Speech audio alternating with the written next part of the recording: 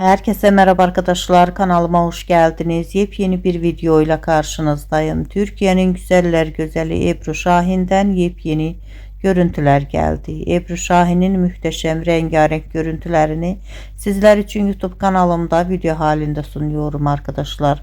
Umarım beğenirsiniz. Videomu beğendiyseniz kanalımı izlemeyi ve bildirim butonuna basmayı unutmayın. Şimdilik benden bu kadar olsun. Yeni videomuzda görüşmek üzere. Hoşça kalın.